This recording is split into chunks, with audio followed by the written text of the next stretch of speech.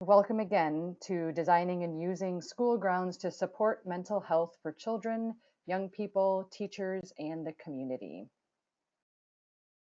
Our first speaker today is Kerry Logan, the Executive Council member of the ISGA. Did you wave yet, Kerry? Hello. And Kathrin with Touchgreen. Agnieszka with Neurolandscape. And Claire with Cal Poly Pomona. All right, I'm handing it over to you, Kerry. Thank you. Thank you, Jamie. Now we're on a really tight schedule, so I'm going to read my little introduction. My name's Kerry Logan. I've been involved in the play sector in one role or another for the past 20 years or so. In welcoming everyone to Perth in Western Australia, I'd like to take a quick moment to acknowledge that I come to you from the land of the Whadjuk people, part of the Noongar Nation, the traditional custodians of this place that I also call home. My day job is with a local business specialising in the design and building of nature-based play spaces, working across the early childhood education and local government settings. My unpaid jobs include being on the National Board of Play Australia, the national peak body for play, and I'm also part of the Executive Council with ISGA, as Jamie just said. I'm keen to hear our two speakers today, so I don't want to talk for too long, but I would like to quickly introduce the ISGA for those that don't know about us. Established in 2011, we're a global network of organisations and professionals all working to enrich children's learning and play by improving the way school grounds are designed and used. Excuse me. Our work represents both the diversity of our membership and the wide range of issues and topics that intersect within education and care settings. I first became aware of the ISGA through the 2015 conference in Bali. And our conferences certainly provide a great opportunity to share knowledge, showcase exemplars in design and practice, and of course support each other, particularly those working on their own or in difficult circumstances. As an ex-playground safety inspector, I was quickly drawn to join the Beneficial Risk Working Group and proud to promote, I've forgotten to do our little slide progression, pardon me, the statement on risk in play and learning. It's a really succinct and powerful statement calling for common sense in risk management in schools. If you work in education, I recommend the expansive International School Grounds Month Activity Guide. It includes contributions from members around the world, and it's a great resource with something for every year, every school year, every climate and every setting. You're going to all find lots of information on our website as well. Lastly, a quick plug for our next conference, postponed from this year for obvious reasons. All the details are on the LTL website, Learning Through Landscapes website that is on the screen now. Now I'm going to hand you over to Kathrin, who's going to introduce the topic for today's session. Enjoy. Thank you, Kerry, and a very good morning from Singapore. My name is Kathrin Schmiele. I'm a landscape architect and trained as a nature and environmental educator. With my consultancy firm Touchgreen, I literally get children and young people in touch with green because I advise on the design of green school grounds and associated outdoor play and education practice here in Singapore and in Asia.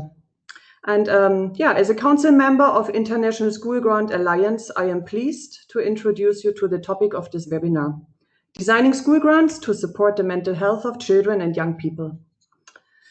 A growing research body recognizes the positive impact of a green environment for the overall healthy development of our children. But reality shows children spend less time outdoors, but too much time in front of any screens because of an increasing trend of digitalization. And besides the positive effects of being connected to friends and the world and to homeschooling activities, during the COVID-19 pandemic, there is more than ever a high risk of physical inactivity, social isolation, and other related diseases when screen time management is poor. Children are often even disconnected to nature, especially when they grow up in high-density areas. And cities, they expand rapidly, not only here in Asia. The question is how children and their overall needs can be better reflected in city planning policies and in educational systems. Since children spend most of their active daytime in schools, we believe that school grounds can play a crucial role in the process of connecting children with the natural world. Meaningfully designed school grounds and kindergartens can be biodiverse spaces of ecological value. They can provide shade and an enjoyable microclimate for children and young people to be in. In such environments, they can play, mingle, and explore. They can apply scientific understanding.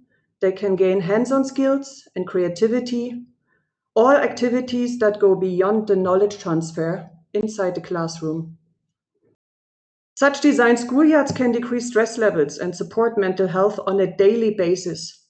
And we will hear that in depth from our two researchers presenting in this webinar soon. School grounds can also play an important role in mitigating COVID-19 social distancing measures because they provide valuable space and various opportunities outside school buildings. Many schools and kindergartens haven't yet recognized this fact. With the following video, we would like to introduce you to green school grounds and related activities from all over the world, celebrating inclusion and diversity. And I think these examples show it depends on the passion and the determination of stakeholders, educators, designers, and the school community to make the most of our school grounds for our children. So after the video, I would like to hand over to Agnieszka to share her insights of the research. And so please lean back, grab your coffee or your tea or your water and get inspired. Thank you.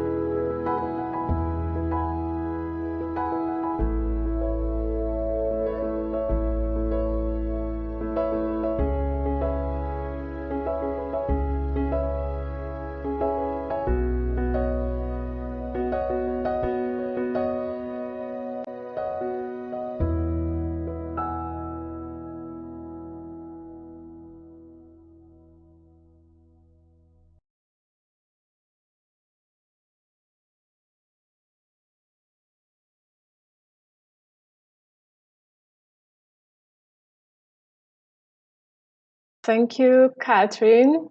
That was really amazing slideshow, very inspiring. My name is Agnieszka Olszewska-Guizzo. I'm very happy I was invited to this panel. Thank you very much for organizing this very important panel. And welcome to all attendees. Thank you for joining us today. So my presentation will be about the research and design insights to the design of the mentally healthy outdoor spaces for children. It will be quite a scientific oriented presentation. It will build on some literature examples, but also my own neuroscience research.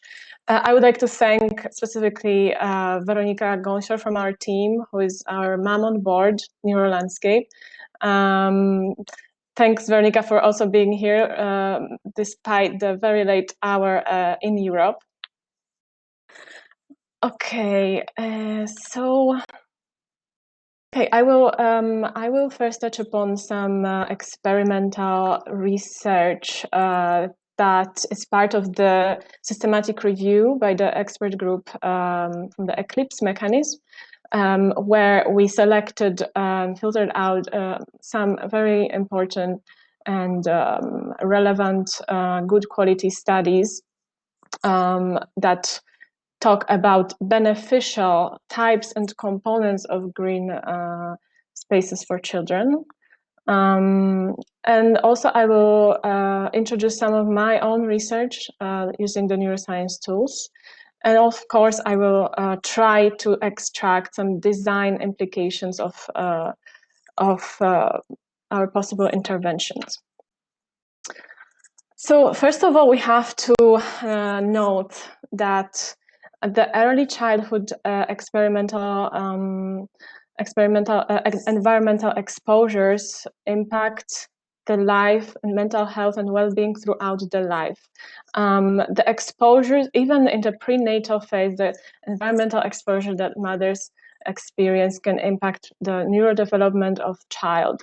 And then the early childhood exposures can shape up, decrease or increase the quality of life, mental health and well-being. Also, depression that is in the adult age or adolescent age can increase the risk to develop other neurodegenerative mental health disorders, such as dementia and Alzheimer. So all that is actually connected, and we should see holistically how the exposures, adverse environmental exposures throughout the life can really have detrimental impact on our mental health. And here, exposure to nature is one of these beneficial environmental exposures, and it has been already described by scientists in the meta-analysis that is presented here. We can see that the high levels of green space presence in the childhood is increasing, improving the mental health. In a way, it reduces the risk of the development of psychiatric disorders in the later life. It is also seen that even the passive exposure, where in the very early childhood, can significantly improve the mental health.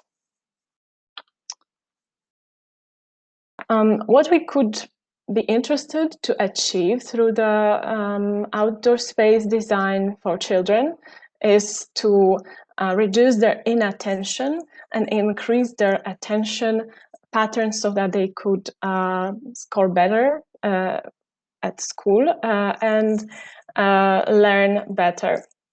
So this study from Norway suggested they measured many different parameters of the green space that's outside of school. They measured the area, the amount of shrubs, trees, hills, sky view, and the integration between vegetation patches. And they found out that significantly improving the attention patterns in children are the large tree patches, shrubbery, and hilly terrain. This points at the theory that all landscape architects should be familiar with, which is called savanna preference theory, that suggests that evolutionary humans are hardwired to prefer, to feel more comfortable in savanna-like landscapes.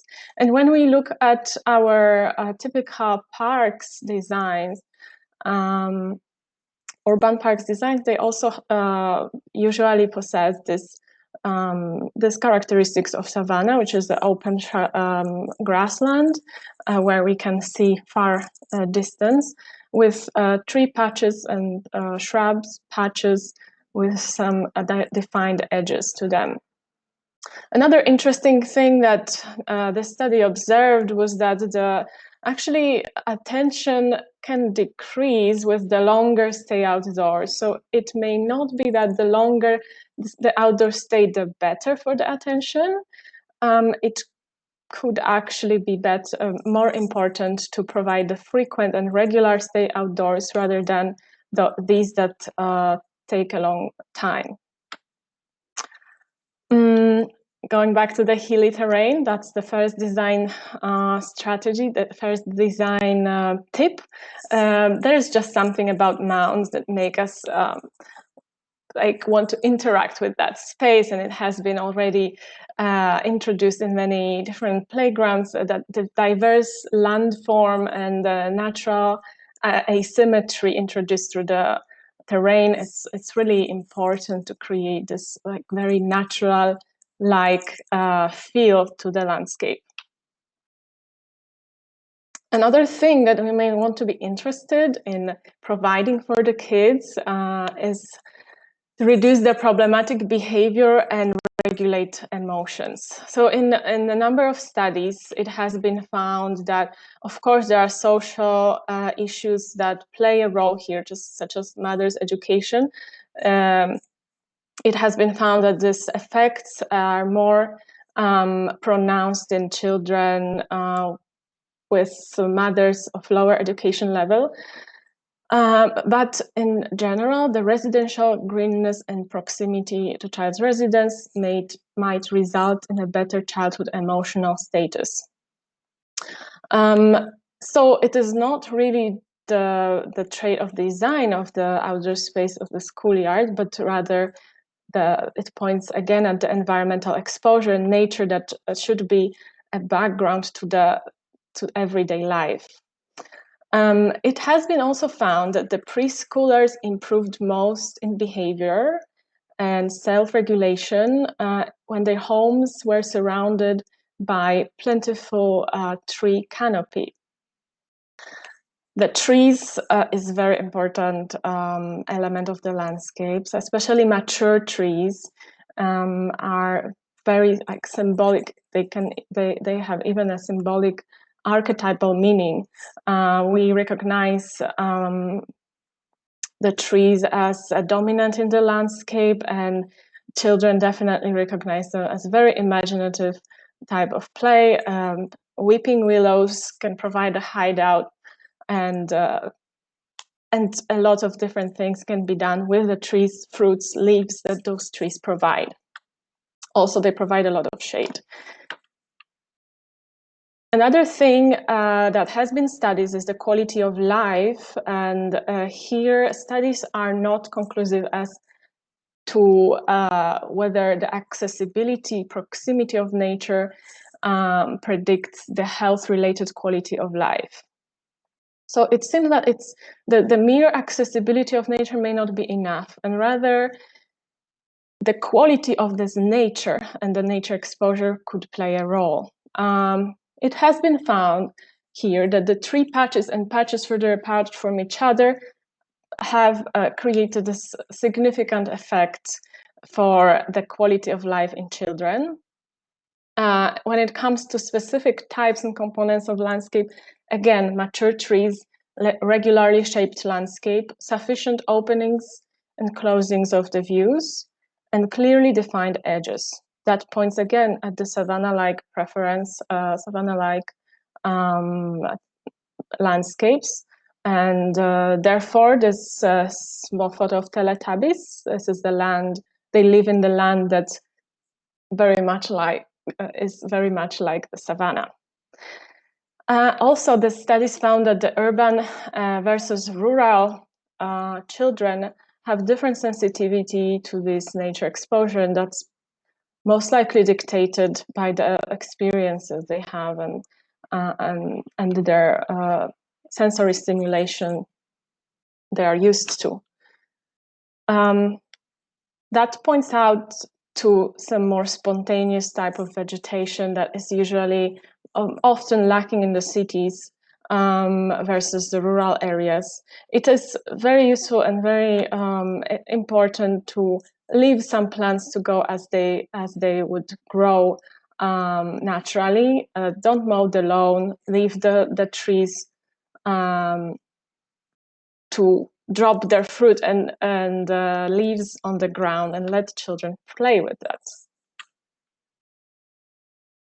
Going a little bit towards the brain and neuroscience perspective, the childhood is a very important stage of life where all the neural pathways are forming, and it's considered up to 19% of the child's brain is developing before the age of 5. However, our education system is designed so that it mostly involves the left hemisphere of the brain. It's the hemisphere responsible mostly for the analytical thinking, processing high amounts of information, while the right side of the brain is responsible for intuitive thinking, creative thinking, and this side of sides of the brain should be balanced in the process of education. And it's also important, and it's also interesting, that the nature exposure is inducing and balancing out over processing left hemisphere of the brain. So the right side of the brain is more active when we are calm, relaxed, and or exposed to nature.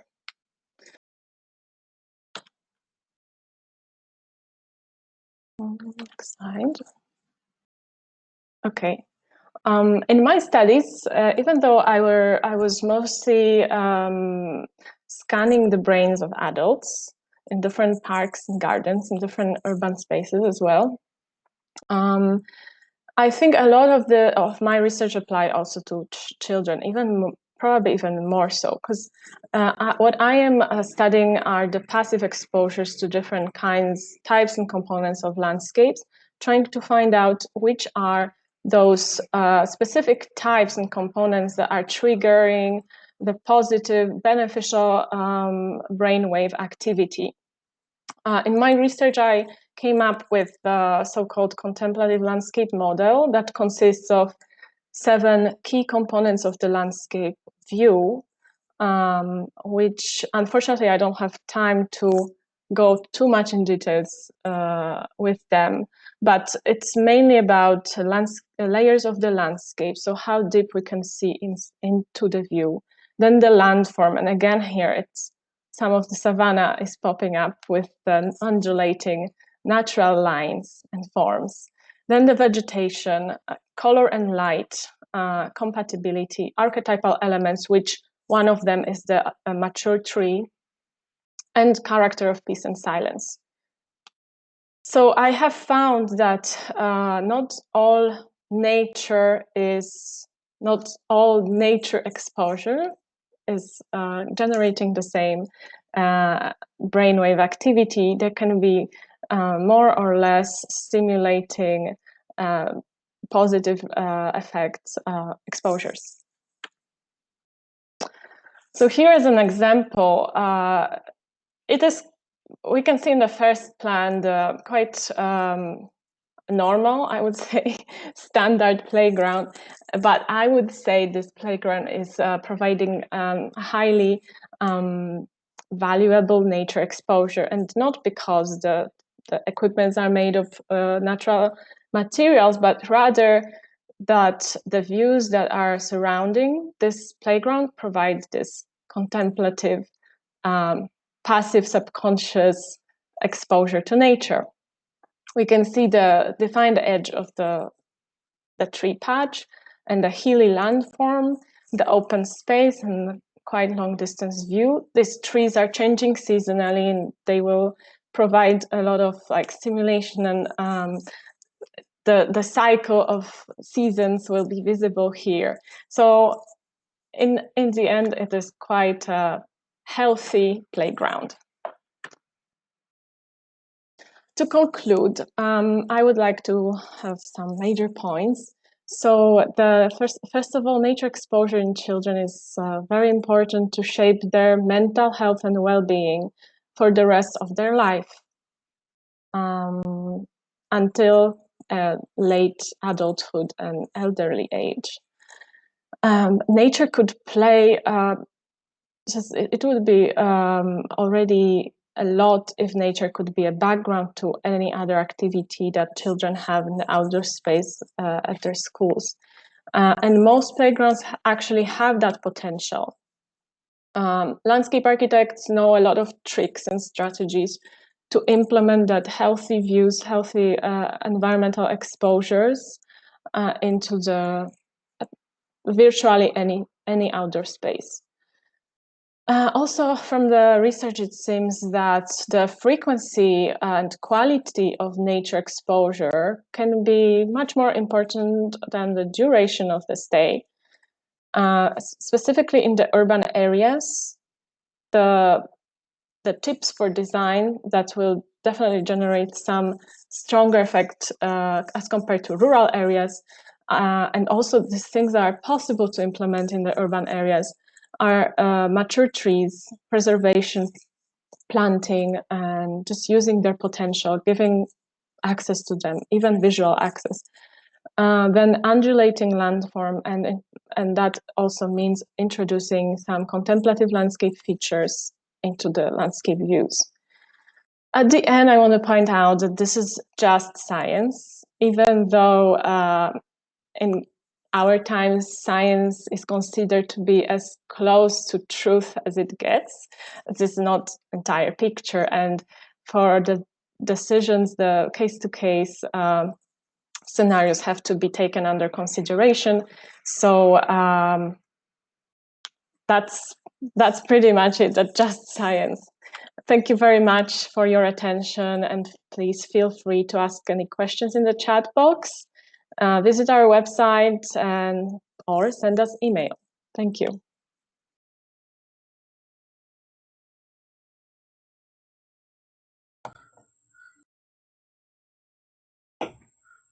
Thank you, Agnieszka.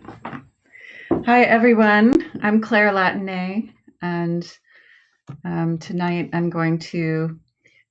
my time, morning for a lot of you, I'm going to share lessons that I've learned over 16 years of practicing landscape architecture with a focus on schools and parks, and give you a little preview of a book I'm working on Schools That Heal, Design with Mental Health in Mind.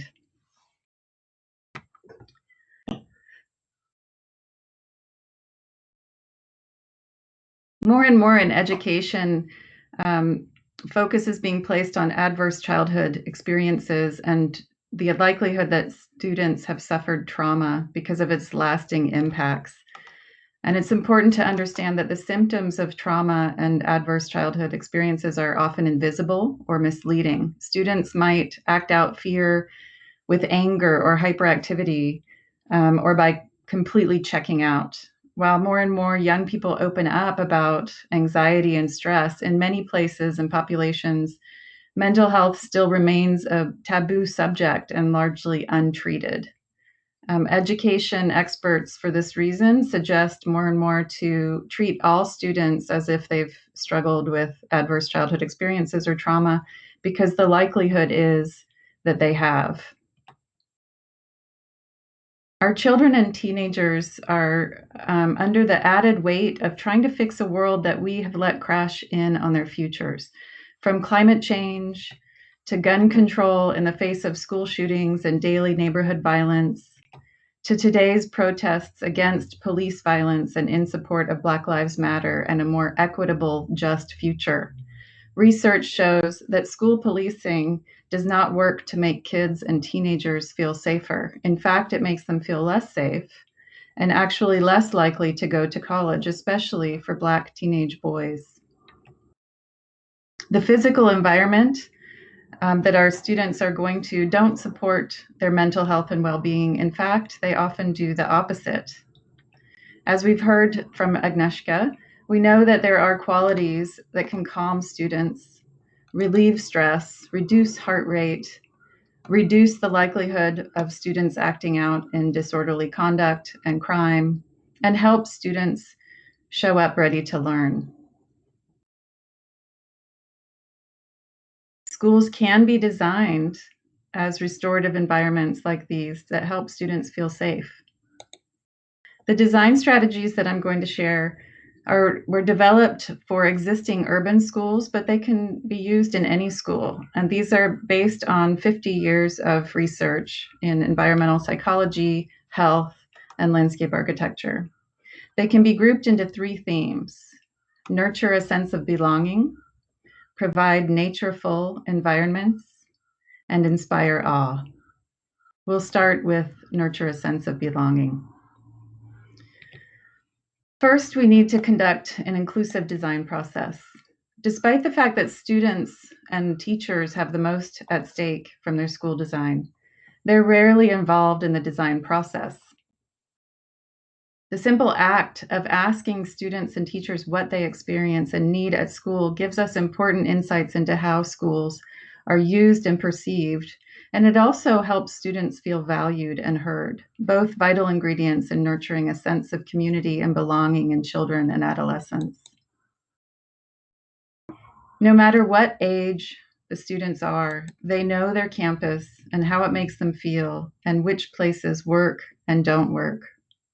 By listening to our students and teachers, we honor them, and we also learn from them what they really need and want. These exhibits were made by Cal Poly Pomona Master of Landscape Architecture students in partnership with 3 school communities this past semester. Next, we need to focus on creating welcoming and welcoming entry and edges around school.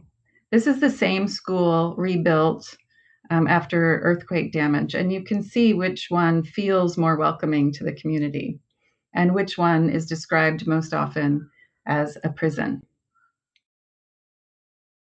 Open entries with clear front doors convey a sense of welcome and certainty to visitors, students, and the greater community. It will also help visitors, community members, volunteers, and first-time students find their way in and feel welcomed. Once we're on campus, we need to organize spaces logically, make it easy for students and visitors to find their way around campus. This is an activity map for an existing high school showing high activity and noise zones in red, medium in yellow, and quiet in green. Students suffering trauma or sensory integration disorders or stress or anxiety need places that are quiet to restore their well-being, and they need smooth transitions between active places and quiet places. This is what that same campus might look like if it were organized with mental health in mind. And while we often don't have control over buildings and new building locations, we can organize outdoor spaces more thoughtfully based on this. Next, we need to honor students' lived experiences and histories. This could mean showcasing art or growing and serving food that reflects students' cultures or traditions. This joint use community garden at Fremont High School in Los Angeles invites community members in to work with students, harvest vegetables and fruits, and hosts events like free farmers markets, garden workshops, and community meals. And it works in conjunction with a new wellness center, one of several that have been placed in schools around the LA Unified School District. Honoring students' lived experiences also means understanding that not all students learn best by reading or lectures. So we can create experiential landscapes and places in schools for them to learn. This is a physics garden at Pomona College in Southern California, which allows students to feel and experience the physical forces they are learning about. You can see the teeter-totter and the swing in the distance, and this merry-go-round in the foreground that lets people play with centrifugal force.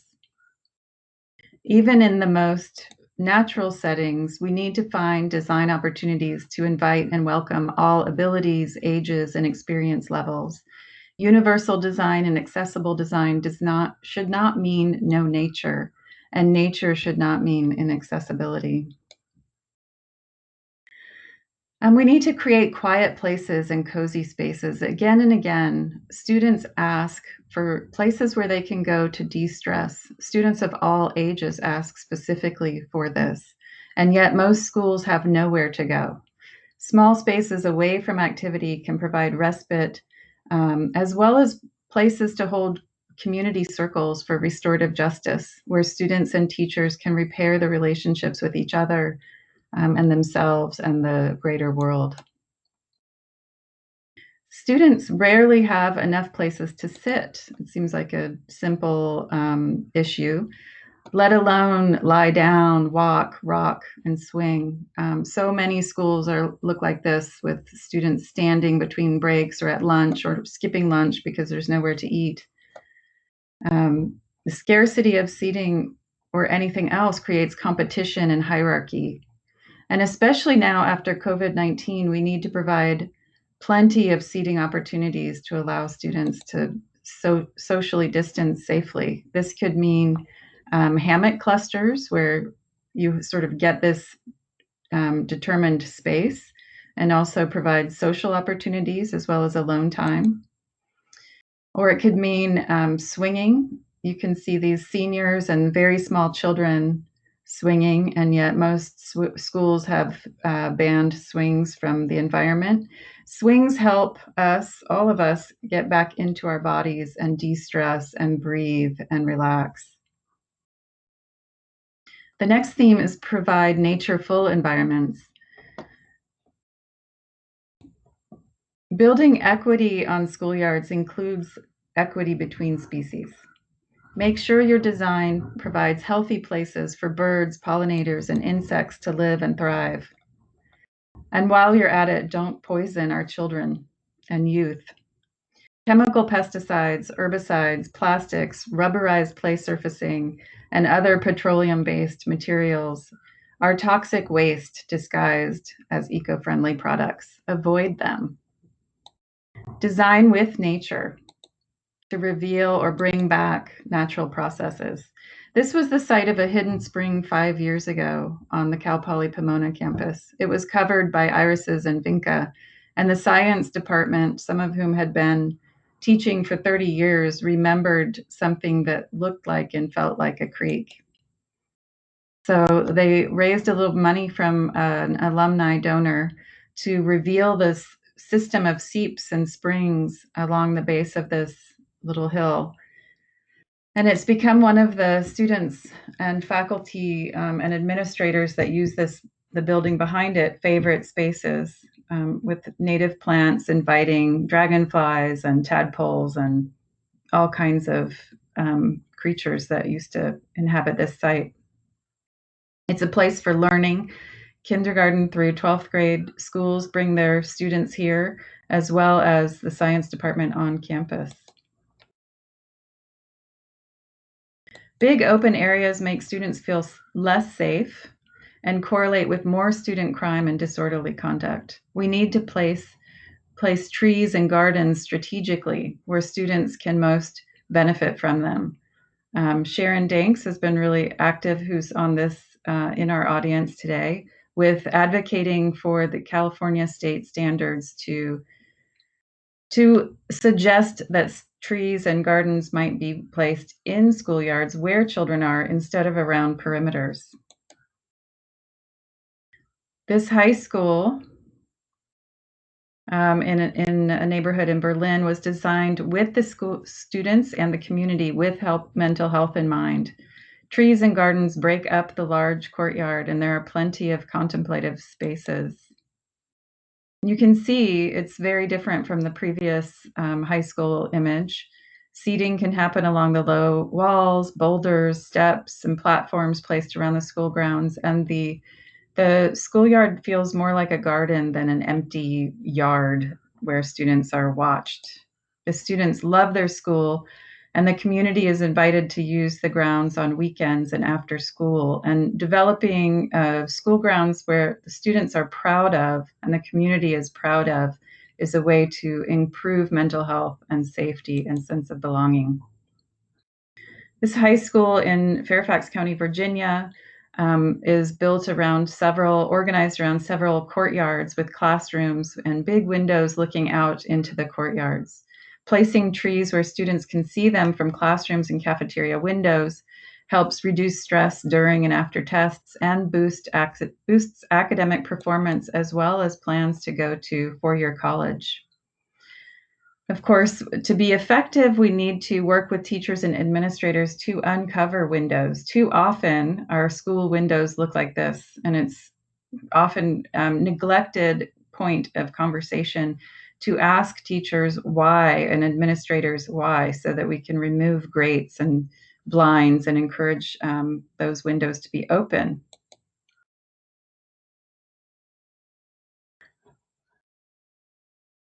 Provide natural experiences for experiential learning. This elementary school in Portsmouth, England, simply planted 2 rows of trees relatively close to each other, and actually on the left is a railroad corridor right next to it, to allow students to have the experience of walking through a woods. The rest of the school grounds, while appearing generous, is actually marsh, which is pretty common for schools to be built in relatively undesirable land places. So here's an idea from the East Coast of the United States. Nancy Strinisty's early spaces designed the Campbell Elementary School Wetland Lab to take advantage of soggy grounds and recreate a wetland habitat for children to explore and learn from. This image from a Berlin schoolyard shows children testing their balance, their strength and agility in a schoolyard made completely with natural materials and actually carved by children with the help of an artist. The International School Grounds Alliance supports and created a declaration of beneficial risk on school grounds, because it's so important that we give children opportunities for free play and testing their own limits. Lastly, we need to inspire awe by designing for wonder, beauty, and awe.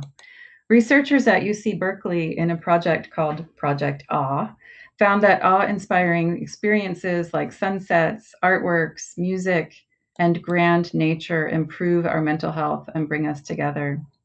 In surveys, they found that 75% of what people answered bring them awe are natural phenomenon. Whether it's public art that speaks to different narratives to each different individual, or discovering tiny creatures on a school ground, during moments of stress or anxiety, these special places and moments become anchors to hold on to. They build place attachment, which in turn improves mental health and a sense of community and belonging.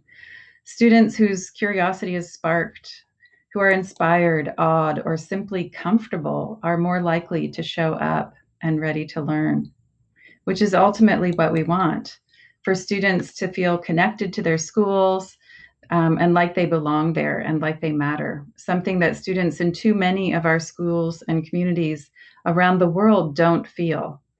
It was interesting the other day when we were preparing for this, how many on this call described their own community schools as feeling and looking more like prisons than places of learning. We can improve equity, build resilience to climate change, improve public health, and give students hope for a better future by designing schools with mental health in mind. Thank you.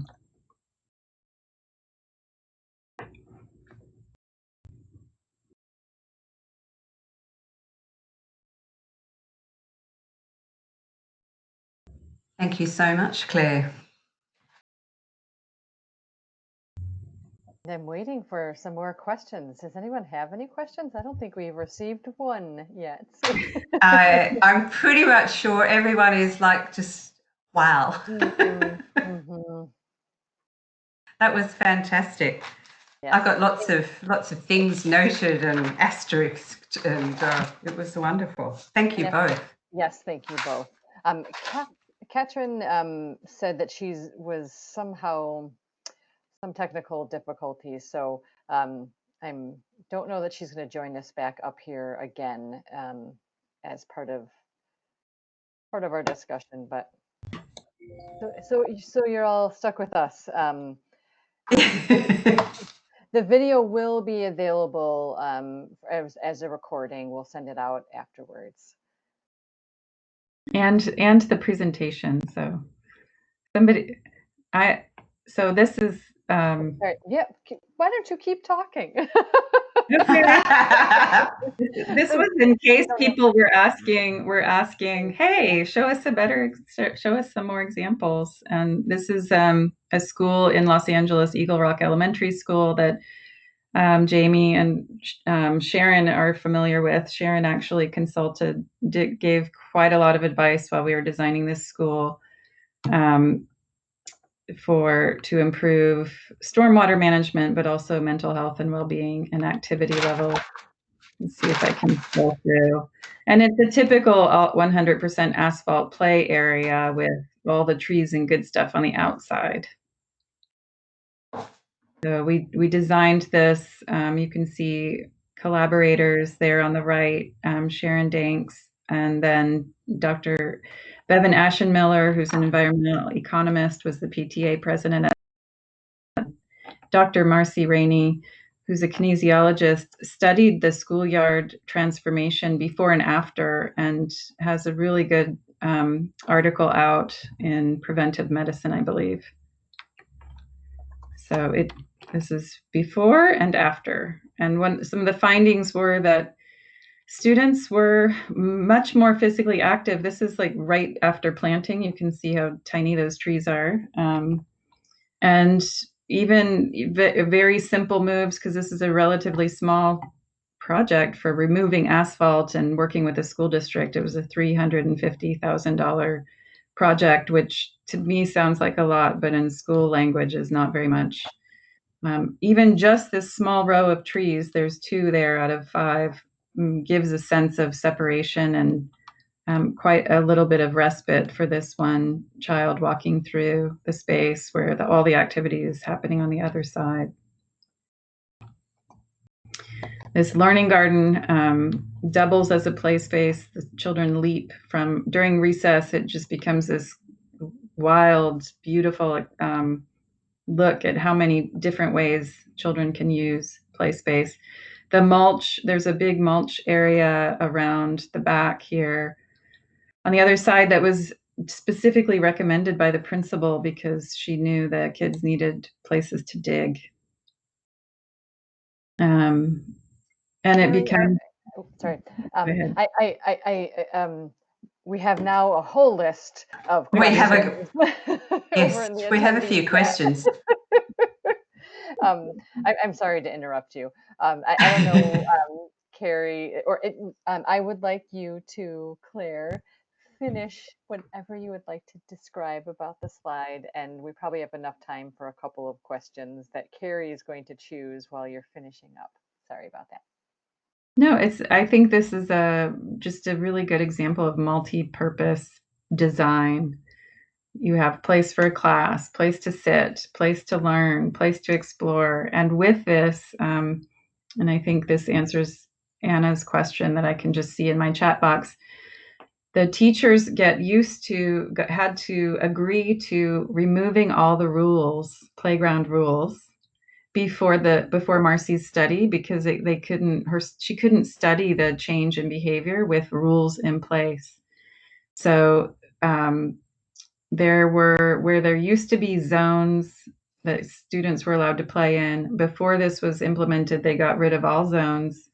And this has been shown to improve behavior, actually. Removing rules on the playground improves behavior.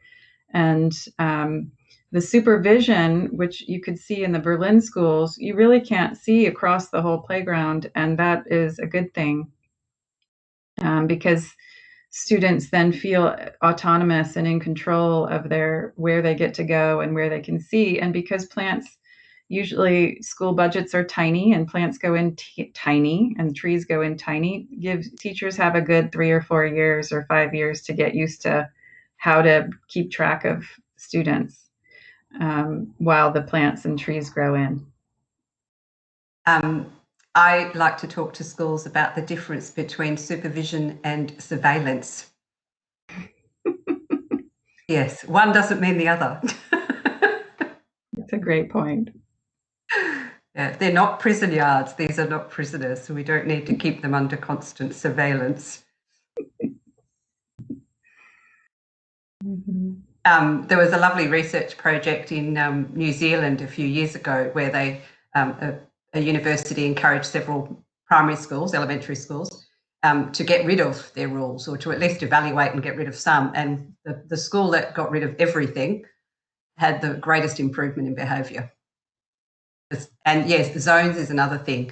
Some of our schools, yes, only this year group can play in this spot, as opposed to, as you know, we talk about zoning the school grounds into activity areas, you know, passive spaces versus active spaces, and let the children choose where they want to go based on what they want to do. And that's another great strategy.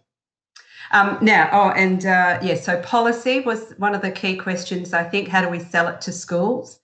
Hopefully it's sort of more or less self-evident. When the children's behaviour is better, a lovely colleague of mine, Emma Lawrence, is an occupational therapist and talks about the impact of stress on children's brains and, of course, their ability to learn. And if we provide these safe, nurturing, soothing spaces with opportunities for children to play and engage in something that they're interested in doing, everyone's stress levels are down and the behaviour levels, the negative behaviour decreases, and everyone can get back to the mission at hand in helping children learn. So sometimes it's you know, it's a simple strategy. Make the experience at school more calming and pleasant, and everything else falls into place. So it cuts down on a lot of time dealing with negative behaviour and giving teachers time back to teach. Yes, and so it's not hard to persuade teachers, but here in the US, it's extremely difficult to persuade school districts. So there are people like Sharon and Jamie who are doing a lot of work in the US to provide tools and evidence from districts that have made the change. I was just talking to somebody, to Deanna Van Buren of Restoring Justice, Restoring Spaces, who works on restorative justice and decriminalizing space, and who basically said it's easier to get people to transform prisons into something else than it is for districts to. So I would love to have an easy, oh yeah, this is how you sell it to school districts. That's one of the reasons I'm writing that book, is because we need all the tools we can get to convince school districts, especially large ones like LA, Oakland, to do this wholesale. It's easier one by one school, but we can't afford to wait. If I can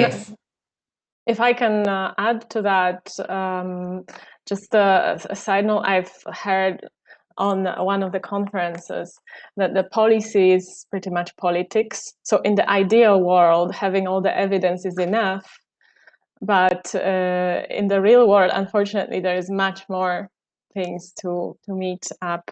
So science can be quite an important tool to help with systematizing the knowledge and evidence to provide to policy makers, and especially teaming up with scientists, with medical people, with doctors, and letting researchers collect the data in the schoolyards, letting them run their interviews, questionnaires, to build the body of knowledge in this area that is still under research, actually, can be a great tool to make that change. From our Singapore perspective, I can tell that policymakers are interested in the research, and they are working together with scientists in many different aspects. I don't, and probably Kathrin knows more about the schools and the policies around the schoolyards. I'm more oriented at the parks and green spaces. But there are these links in some countries already established, and it seems that policymakers can reach to scientists to create this dialogue with them that can be helpful.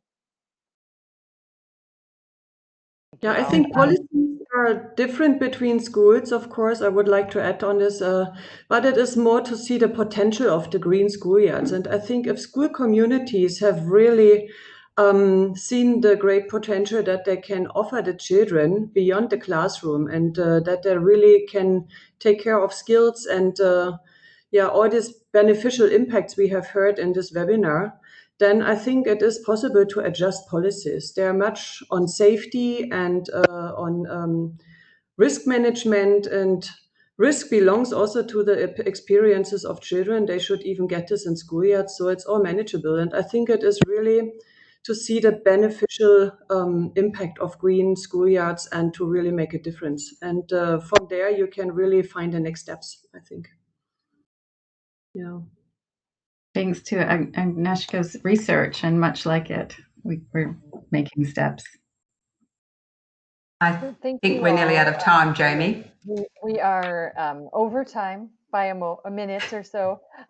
Thank you all so much for joining us, both as presenters and attendees today. And I hope that you were stimulated with new ideas and more support for the work that you all do, and to advocate for the work that we're all encouraging with connecting kids to nature on their schoolyards where they are every day. So thank you for the panelists and the attendees. You will all receive a follow-up email with possibly some of the questions responded to, but also a webinar recording and some additional resources. Thank you very much. Thank you. Thank you. Bye, everybody.